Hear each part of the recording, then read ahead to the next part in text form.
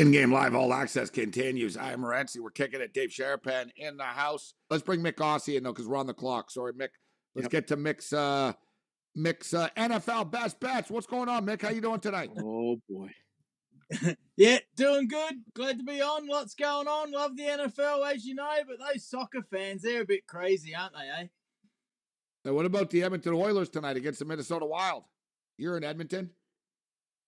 Yeah, they're doing all right. They won big the other night. I was watching that for a bit, but they're up and down still, and they still need that good goaltending. But, hey, they have the offense, don't they, with McDavid and Draisaitl and a few others. So, yeah, I hope they win, but I'm not a massive fan. I know this lady that spends $500 every time she goes. It's unbelievable.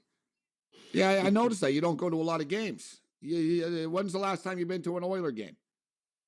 I went pre-season because I got a free ticket and it was row 8 and it was awesome. But it's so expensive, Gabe. You know that. And if you're not a diehard fan, why go? It's like the price here is ridiculous. Yeah. It's no one's fault. It's demand, right? If all the oil rich guys pay for this chiropractor, her season ticket is $500 each game. That's unbelievable. It is expensive. I can't. It is. I better bring the credit card tomorrow. I'm going to the Vancouver Canuck Minnesota Wild game tomorrow. Sitting right behind the net, too. 7th row behind the net. Nice. The one they shoot at twice?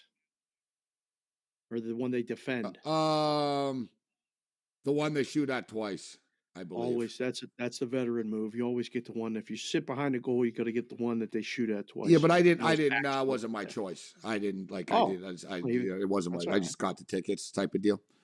Yeah, but good seats. So I'll be sitting behind the net. I'll post a video or two. Good angle from behind the net. Nice. We'll have a bunch of money on the game. All right, Mick.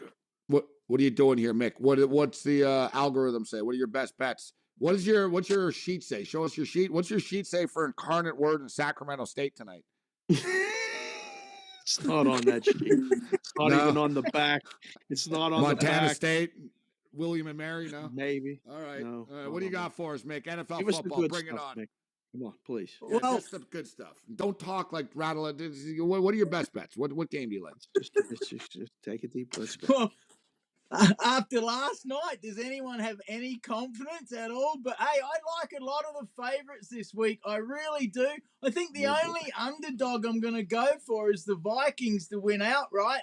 But my top 5, I am going to go for the Tennessee Titans to beat the Jags. The Titans have been down a bit lately, but I think they will get it done. I like the Bengals to win and cover, even though they've lost quite a few games against the Browns. I think they'll win that one. They're looking real good. I like the Bengals.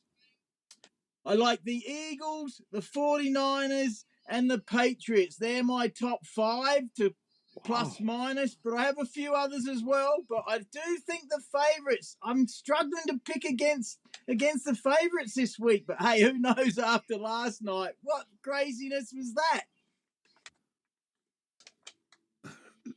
The National Football League is a week-to-week league, and it's a quarter-to-quarter league, and now it's a moment-to-moment league. So the Kansas City Chiefs are 9-point favorites against your Broncos, Mick. Oh, boy. And I don't know how you feel, Dave, about this. I can just say, okay, it's Kansas City or nothing. Just imagine, how do you walk up to the window and say, all right, they're going to hang around? And it's like it's like playing on a rooftop and hoping you don't, fall off. Right. I know it's 9 points on the road and stuff, but I'm surprised, Dave, that they didn't make it 10.5, 11.5 to keep people off of teasers. Because to me, I look at this, I'm like, all right, I'll tease the Kansas City Chiefs down to 2 and the Buffalo Bills down to 2. Yeah. It's coming down because the Broncos unders are what now, 11-1 on the season? It's crazy. They've only gone over the total one time. And it's 44 this game. It's pretty high. That's what I'm saying. It's just because of them. the Chiefs, they moved the number up, and you go, how many points are the Broncos going to score?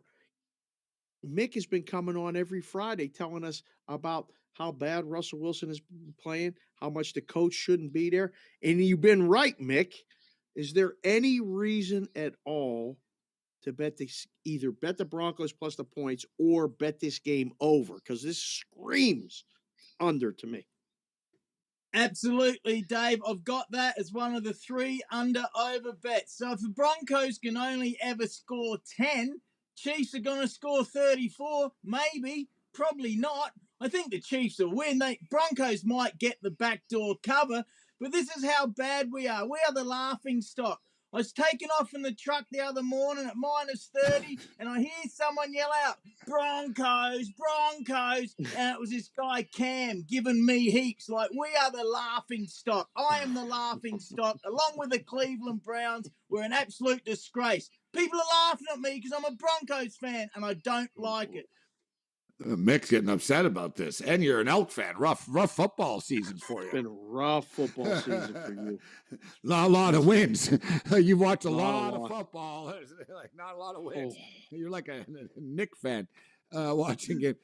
But the Broncos, dude, look, they scored 9 points against Baltimore, 10 points against Carolina, 16 against the Raiders in overtime, 10 against Tennessee.